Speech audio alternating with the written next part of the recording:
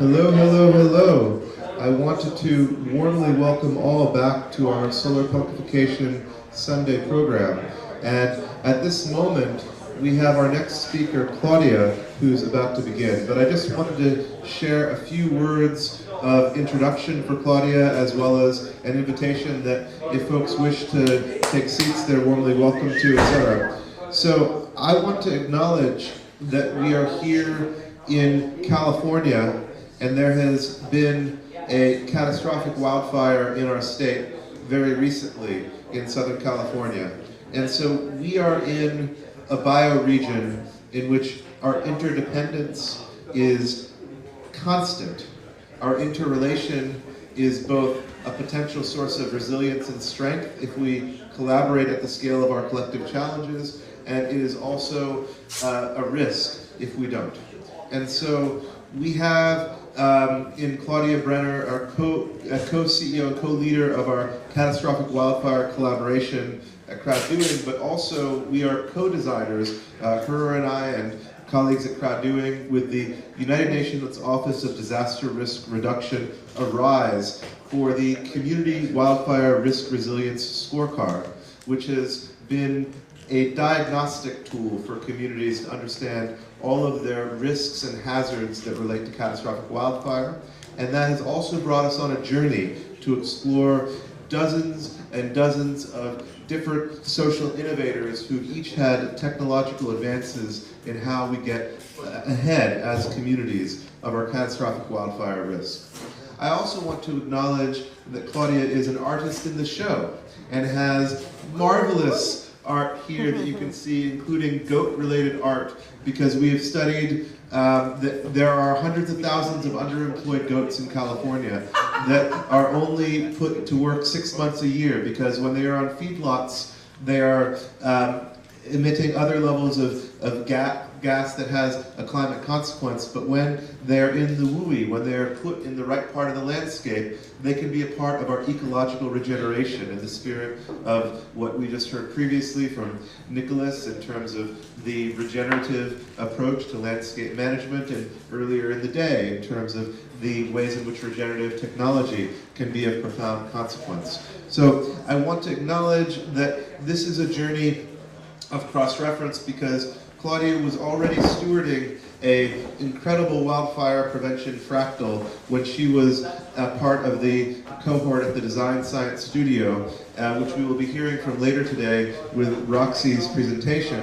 And in that journey, she has approached the design challenge and the interdisciplinary integration challenges of understanding our sources of agency as individuals facing the risk of wildfire, and as whole communities in landscape bioregional stewardship and in forms of collective agency that can allow us to have the human, ecological, and technological approaches that get us the resilience we need to have a regenerative future. So solar punctifying wildfire and beyond is a paraphrase. But with that, I will express gratitude for Claudia Brenner sharing with us today and hand over the mic.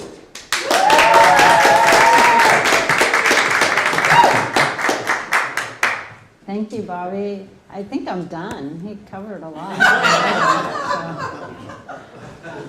That was easy, right? Okay.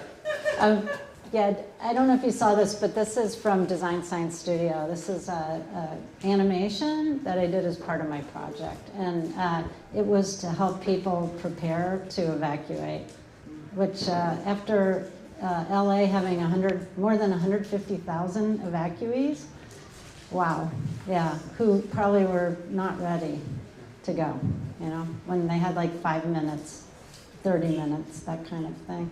So we're gonna lean more on the side of what's possible, because we sort of know what's happening, you know, in wildfire.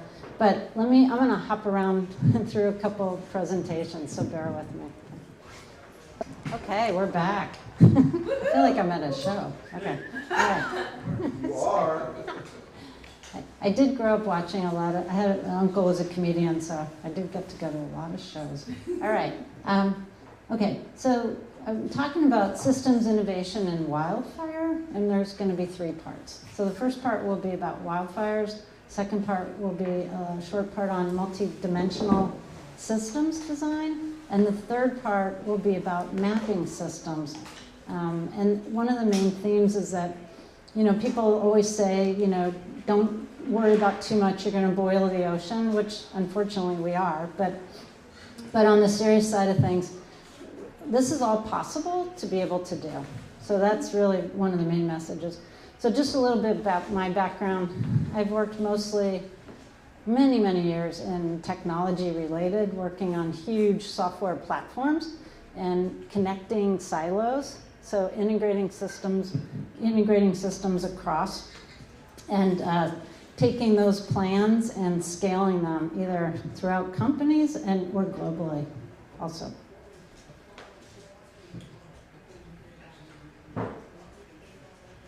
So Bobby and I have been working on this Catastrophic Wildfire Prevention Consortium, CWPC for short, till we get another name. So it's been quite a journey, and we're at a really exciting place right now. There's so many goals in this, but really, how do we get to a thriving society, right? We're in this virtuous cycle that could be disastrous, but we want to turn it to the positive, right?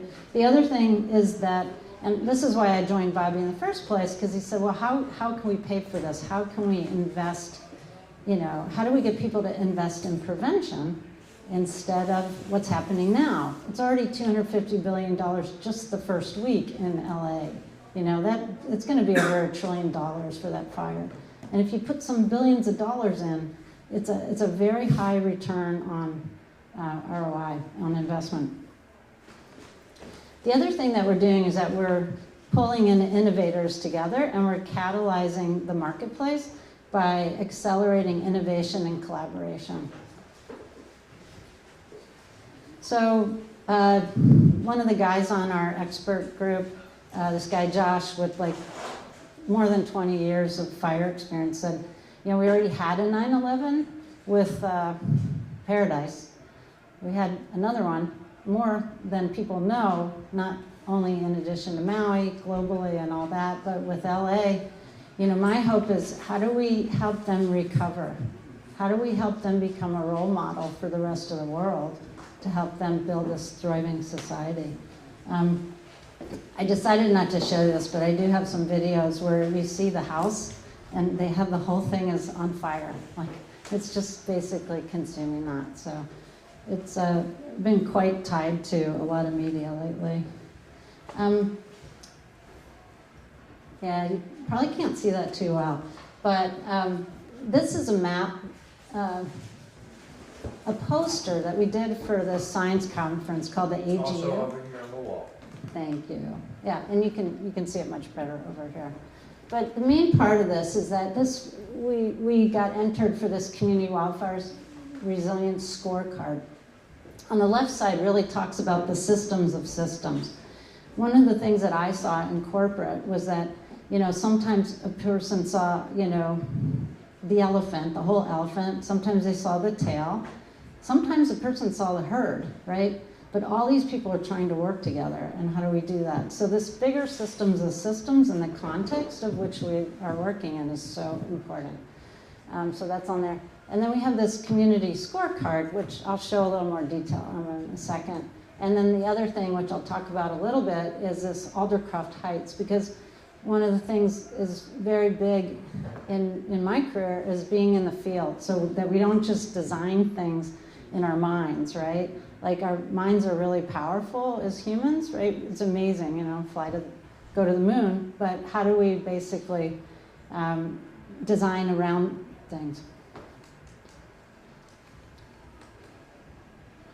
So just real quick, for the solar punkification, the reason I thought this part is important, we're working with this guy, Peter Williams, and he's, I worked at IBM at one point, and he also did too, and he actually, in IBM, came up with this resilient scorecards idea, and it's all over the world, like 400 cities have been touched by this.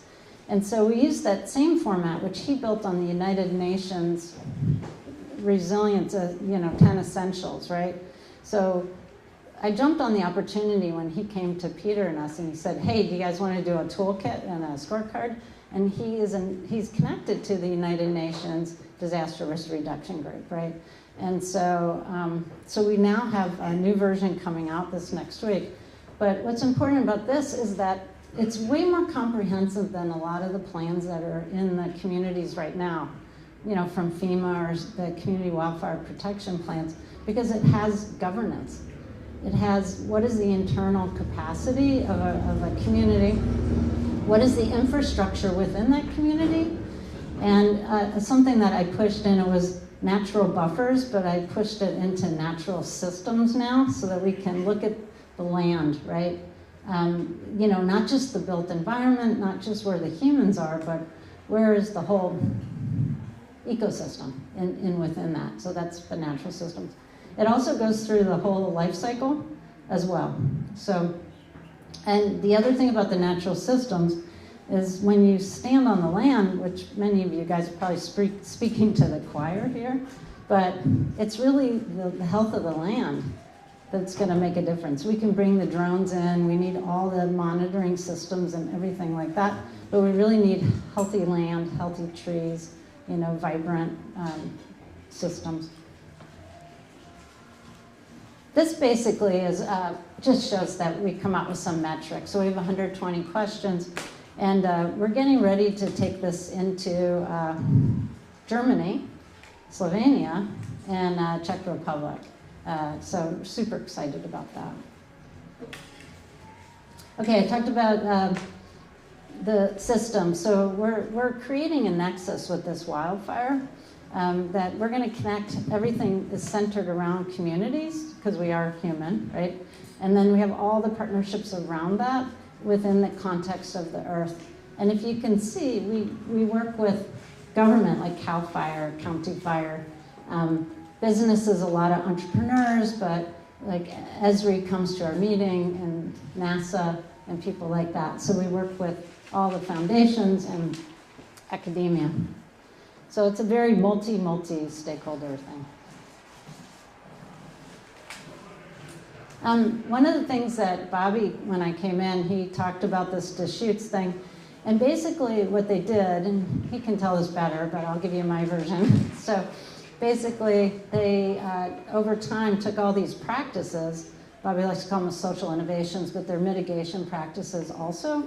And it's the combination of those, it's the synergy of all of those that make a difference. So it's not like one method or two methods. And then you need to custom tailor that to a community, right? So different landscapes, different municipalities, populations, and all that. And they have found that over time that the fires are less, you know, they're less destructive. This is just a slide that we use for the innovation groups, because there's things like early detection, the monitoring of the vegetation and the land and all that.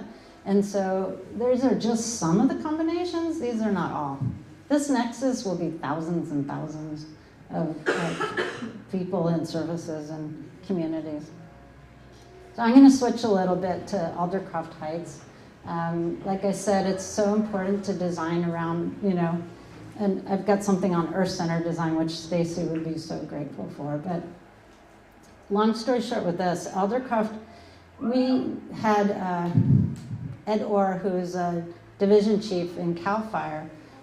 Tammy Schwartz had some software with Black Swan Analytics. She now works at Guidewire, which is insurance software, and much more. They work with disasters. So he partnered us with this community. They had no plan. They had no money. They were seen as this squeaky wheel, right? Oh, there they go again. But they, only 126 homes, so they didn't seem very important. But we found strategically that they are sitting on a vital water supply for San Jose. So when fires happen, water gets contaminated often, especially if it's with homes, right? There's a lot of toxins. And so it might not seem like much, but strategically with some of the work that we did, we found that out. So we've just done a lot of work. We've brought partners in, all kinds of stuff. And one of the things that happened since we started working with them is they now They got $60,000, but then they are now part of California's largest watershed through CAL FIRE. And so they are part of this $6.3 million grant, and they're surrounded by partners. It was such an amazing group effort. And you can see on another slide there's just tons of partnerships. So these are all true collaborations. And another thing that happened in that other picture, this guy came and he had this funky looking early detection device. And he was still prototyping it. So he was able to put that system onto the land. And that helped him develop his product faster, right? So one of the things we're going to do looking forward, there's a huge need to accelerate innovation. So if we can get this out to the communities as we go do the scorecard, you start to see that, we start working with all these partners, all the various kinds. And this is just, they had landslides 2 years ago, and their one road that they had they don't have it right now. Yeah, so they're amazing. But, okay. I think that's good for that. I'm going to switch over.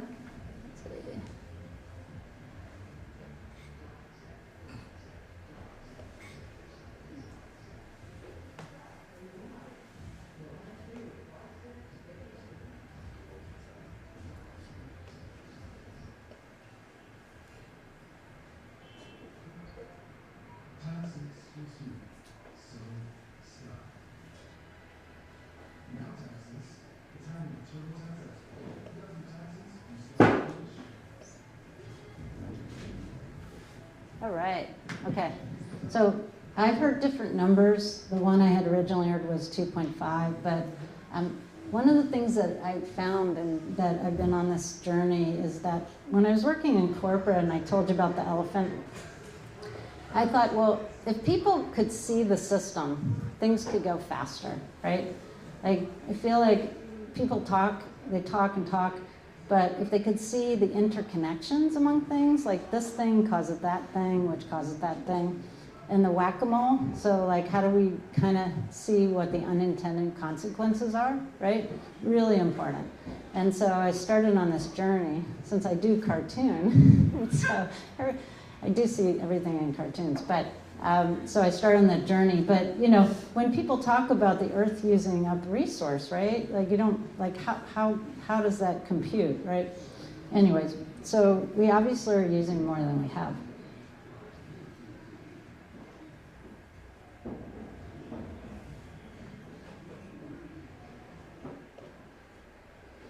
And I talked about being in the field, but we really need to design around the Earth. So I know this group, they're like, of course, right?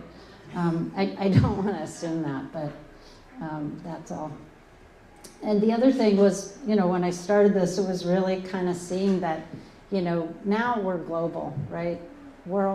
Stuff travels around the world so quickly. I'm on Zooms all the time. We have our teams who are in Australia or Germany, Brazil. So it's just become that kind of situation.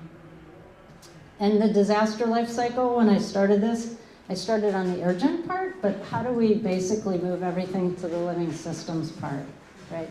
Over here. And then how do we, get everyone over to that side? And this was just, talking about the virtuous circle. How do we go from the vicious side, where we are in LA, to making them the premier where that doesn't happen again? I haven't talked to LA yet, but hopefully they're interested in doing that. And this is just kind of a little bit of a surviving wildfires. This was looking at like climate change. This is just a partial map that I did with Design Science Studios. But the important thing about it is I had a lot of chemistry growing up. Undergrad I was life science, but like what causes what, right? And so how do you also make a system more visual so that you don't have to think about it, right? Like instead of writing hurricane, put a hurricane there, right? Have a cow as a cow. So I feel like that can help expedite stuff.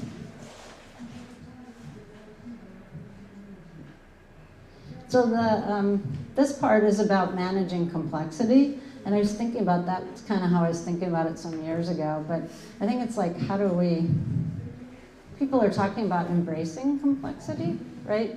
Like, how do we actually work with the systems themselves? Because we are part of it. We need to remember that.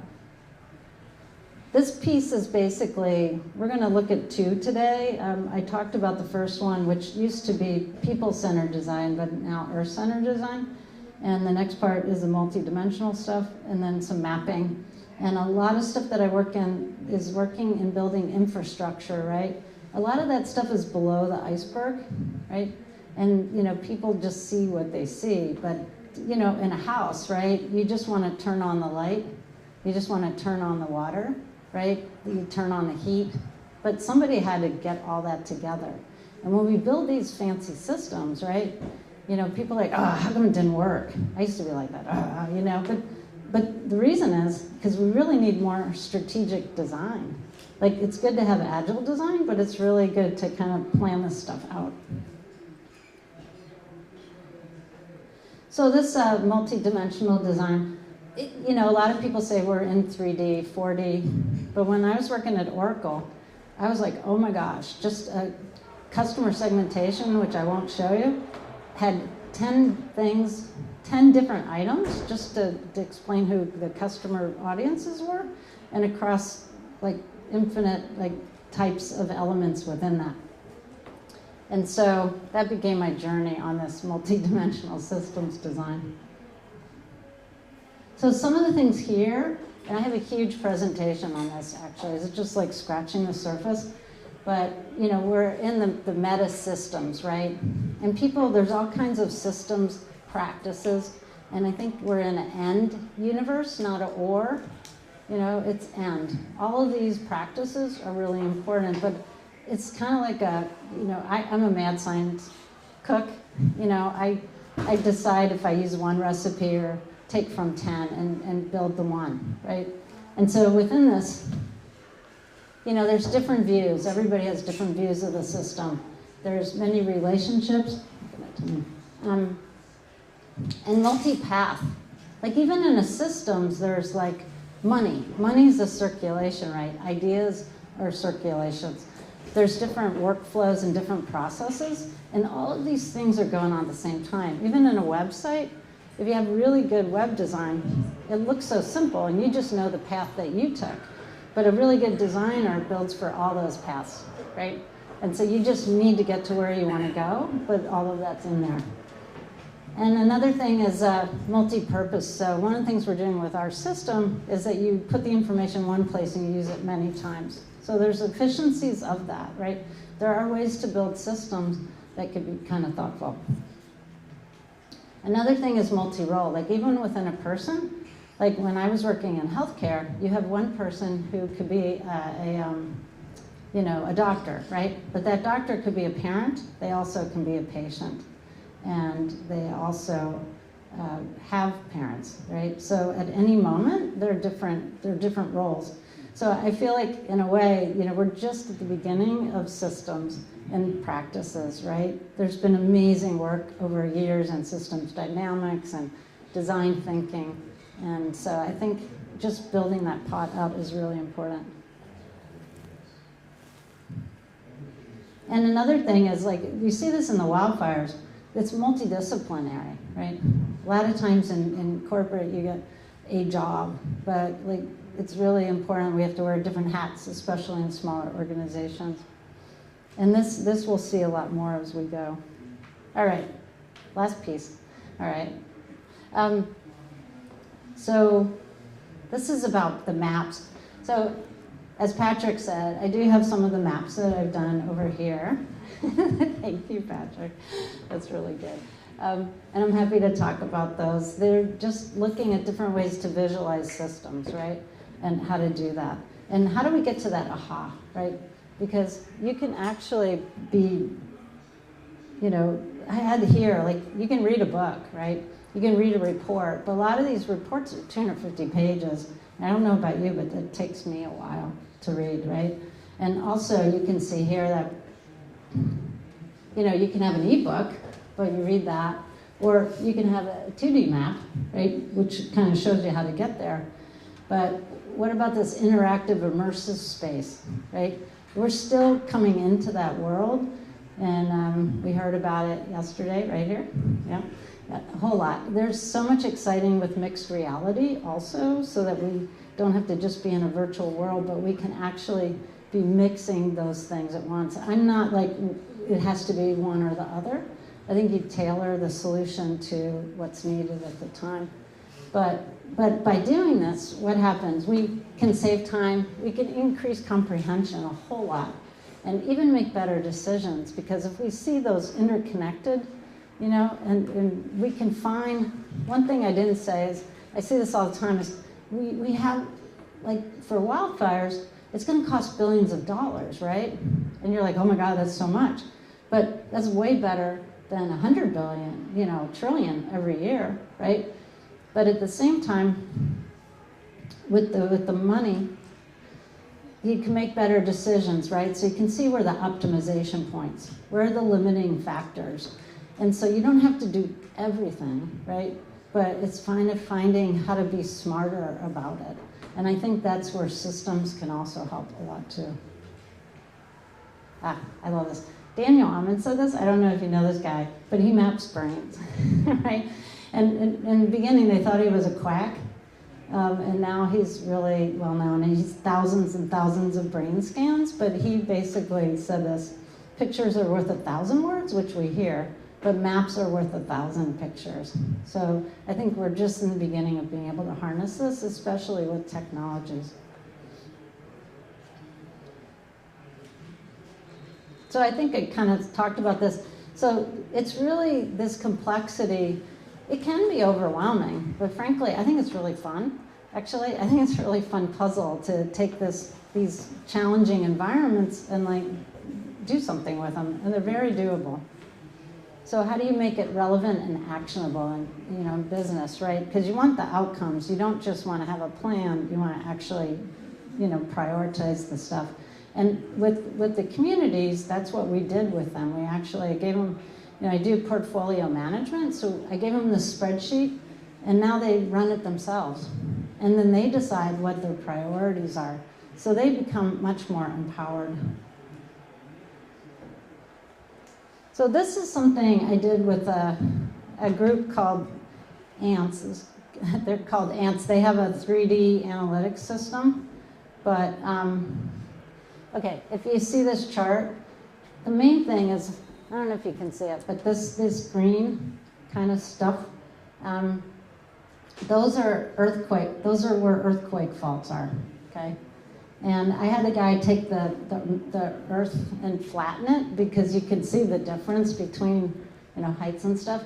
But don't worry about all the other stuff. The other thing is there's these little squares, which are where nuclear reactors are. Okay, so watch what happens. So you just kind of scan them along, see those earthquake things, right? But notice where these reactors are. Oh my God. Oh my God, so we put these nuclear reactors right on the earthquake faults. I think the point here is within a few seconds, you visually understood the power, right? So I've been yakking about it, but by putting these kinds of things together, well, like this. And I know when I worked at Kaiser in the Innovation Center, when we did role play and we all saw the thing together, we all knew what worked and what didn't work.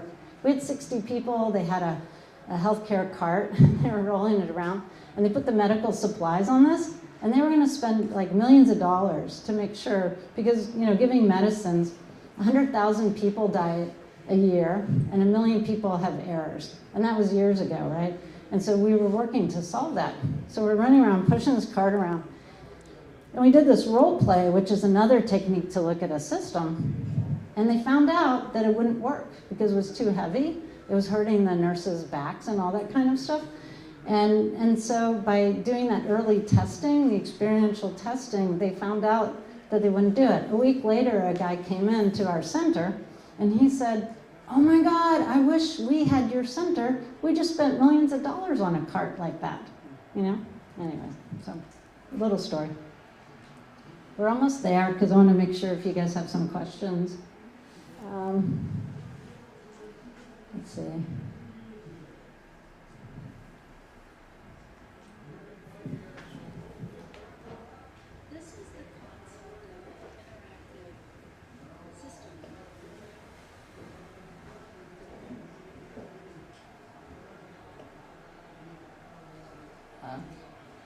I think it's going, maybe not.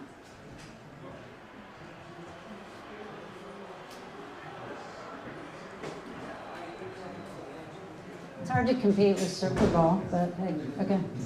I'm just going to move on. The important thing about this one was I was working on a project to do to save water, to conserve water in the state of California, and I had a 45 PowerPoint thing and presentation, and then I found out I was talking in front of the Lieutenant Governor then, Gavin Newsom's staff, chief of staff, and it was a bad presentation, it really was. So I drew this picture instead. It took me some hours to do it, but we had 5 minutes to talk to these guys, and because of this map, I was able to talk about a very complex seven-point marketing promotion program, and I was able to go through it really quickly, and they went, oh yeah, just like that. Oh, that sounds like a great plan, you know, so much better than a lot of slides, which I'm doing to you today. Okay. It's whiting out.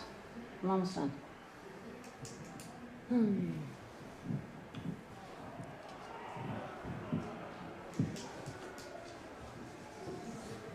It is whacking out. We're pretty close to being done. So,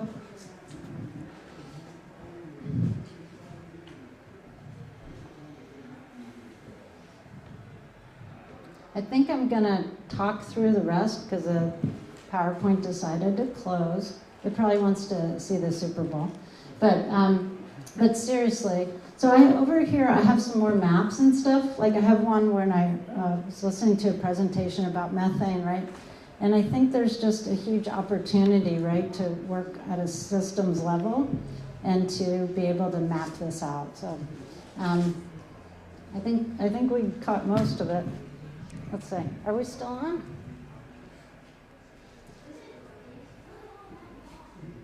No. Are we good? Well, it's not showing the presentation.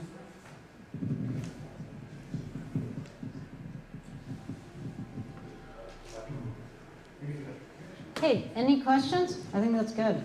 Shelley. You did a really good job of helping folks visualize how it's all connected. And I'm wondering whether the next generation is going to be making decisions that will be crucial for their future and our future, whether we've ever considered creating a game for children. Like, I remember Bob used to play SimCity all the time, when he was growing up. In other words, a game that would help young people visualize precisely what they're talking about, but finding out through doing the process of making certain choices and seeing the repercussions.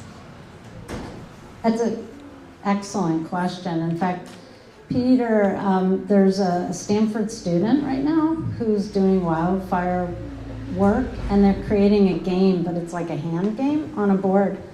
And they did some work with the Aldercroft people, and it actually just like putting like basic stuff down, and it was magic. It was magic. So I think there's a huge opportunity. In fact, the stuff that I showed you, really a lot, I didn't talk about the surviving wildfire, but imagine instead that you have data in there and you have videos and you can watch animations and process and all that kind of stuff. So I think yes, I think absolutely. Maybe you guys could take board game to a different level and have kids, middle schoolers be able to see the impact of Yes. their choices, which I think would be really helpful. Hired. No, I'm serious, because I think that's exactly where we need to go. So that, a lot of times these futurists, they have the 3 pathways, right? There's always like the really grand pathway, and then the epsilon and the third, but there really is going to be like hundreds of options, right? And I always see it's like, how do you know where the whack-a-moles are, you know? Yeah, I think that's, I can't wait, I have to tell you. I feel like working on paper, it's good, but it's kind of that, yeah. Question, is CAL FIRE using VR, AI, and drones, or Google Earth to map it in 3D and then use AI for simulating, fires? Are they using the technology in other words? They do as they can. I mean, I don't work for them, but we work with them. They just came out with a 3D mapping system for the fires. So they were actually just introducing that, and so you could see LA, you could see actually like the hill of the mountain, and they were, I didn't get that, because when you look at a map at LA, I haven't been to LA that much, but those people are living in the hills, right? And so that would really help them to understand. They have a whole innovation group that we work with. Ben Rogers is part of that group, and so I think they actually have a fair amount. And they have a new alert system too that I actually have pictures of it. I just won't have time today. But when the LA fire came out, I was working with two of the fire guys. Actually, were sending me 3D pictures. A buddy of mine actually had to evacuate from the Palisades like early on, and she wrote me in the middle of the night. She said, could you tell me if my house is still there? And I got so upset, so I kind of got obsessed with this whole thing. So I wrote to two of the guys. One's the division chief, and the other one is a guy who's building a satellite app. He's taking different satellite systems and be able to look at the vegetation monitoring, right? And so that they'll have more accurate sense of like where's the line of the fire and all that. But I think there's a lot more room for this. We're just now able to convert it into a PDF. So I can actually show you what it looks like. It's just a question, and then they write notes on what they do. It's really basic. And so it goes through each of those categories that we talked about, like the governance and the engagement, and it helps them to understand kind of where they are in their status. But you can also monitor it over time, so that at the beginning you have a picture. And the output was that chart that I showed you, which has many points. I kind of zipped through that kind of quick just because of time, but it's like the wheel, where you see where the higher the number, the better they are prepared, and the lower the number, the worse. So that wheel, wherever it's kind of more in, is where they're having trouble. Does that answer your question? Yeah. Do the insurance companies have any interest in this stuff? It seems relevant. The fire insurers want to participate or something. They do. We work with a company called Fora, and there's another company, Madronas, and they have what they call tools where they can go do inspections. The picture I showed you, we're actually doing inspections at these houses. And so Fora actually sends information back to the insurance companies, like they're working with Liberty Mutual. And one of the biggest challenges, talk about a systems issue, is, right, all the insurance companies are leaving, right? So all the people don't have coverage anymore. Or if they have coverage, it's gone up like 4 times or so. It's a huge issue, right? And as these more catastrophes happen, they're getting more expensive often, not always, but that if the insurance companies would invest in this more, then I think we have a better opportunity. Yeah, Claire. When you look at approaching a system and looking at how you want to recreate a system, what's your approach in terms of fully understanding the system and knowing what is the biggest impact of your effort to make change? Wow, you got a couple hours? No. So seriously, I actually have a design book on this. So I have like a 3-pronged approach. One is what are all the principles of the design? And then what do you actually do? And then the third is like doing it, really. Because a lot of my career, I make the strategy, but I always make sure to actually implement the thing so that we know that they get adopted through that. But one of the biggest ones, which I think is challenging, is important is what I call defining the universe. So like I'm in wildfire, and people now say, oh, you're all about wildfire, but I picked wildfire.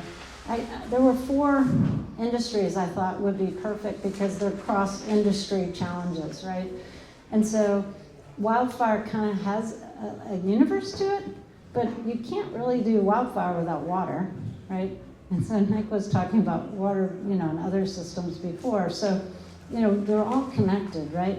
But there's a whole series of stuff like modularity, building stuff in kind of, very flexible block systems and all kinds of stuff. But I'm happy to talk about it because I've used those to build these huge systems. Like at Kaiser, we had 24 product lines, 15 software systems, and we launched with 6 to start, and we went from 1 region through 8. And I did Applied Biosystems where it was, I can't remember how many countries, like 90. And so we redid the whole system over 4 divisions and globally. So we redid all their product information, consolidated that across 4 different companies, and then did it globally throughout the world. Like that. Yeah, so thank you. Anyone else? Very good. I think thanks so much. Thank you, Bobby. Thank you. Nicholas. Yeah, I'm just curious what's next for you. Like, what are you excited about coming up? Like, you have new collaborations or? Yeah, well, on this side with Bobby, we have an innovation showcase right now. So we are building a data system of all these new innovations, and it's a lot of drones and that kind of stuff. But we were supposed to have a company that works with goats. Bobby always talks about goats. So Fireflux was supposed to speak last time, and so we're going to expand that. The types of solutions that are out there. Someone has a hemp thing. To me, getting that whole connected, like getting the community's best practices connected with these innovators to be able to help globally, because we're already global, right? We already do that, but to have even more, because Australia in some ways is way ahead in certain areas where, we do other things. So that's one thing. I'm super excited about that last week. I mean, honestly, there's so much excitement and interest in that. I think with the scorecard coming out is getting, being in the field and really seeing how the communities are using this, in poor communities and wealthy communities and, this type of terrain and that type of terrain and that kind of thing. And personally, yeah, this mapping stuff is like, it's a joy for me, even though it's what I call the gnarly problems. So, like even within the wildfire stuff, I'm putting together a thing that looks at the insurance stuff, looks at the costs of the wildfires and helps people to understand why investment's important. So I started just like a month ago, I just started putting my little pictures down, and I didn't torture you guys, but I have one that I did before, which is massive, that really looks at, transportation and health and all across that. Oh, I didn't even show the one I did for the Army, but that was looking at the Russian-Ukrainian war and looking at everything from electric grid to misinformation to food supply to homelessness and migration systems like that. So for me, yeah, throw it at me. I'll go to town, draw it up. And then I think the other thing is to take some of the games that Shelley talked about in the VR that was talked about here, and to use these tools to be able to go faster and to get more people working on it. Yeah, I have something that, cross your fingers for me, it could be pretty exciting coming up within 5. Yeah. Cross fingers. Yeah. Okay, thank you so much.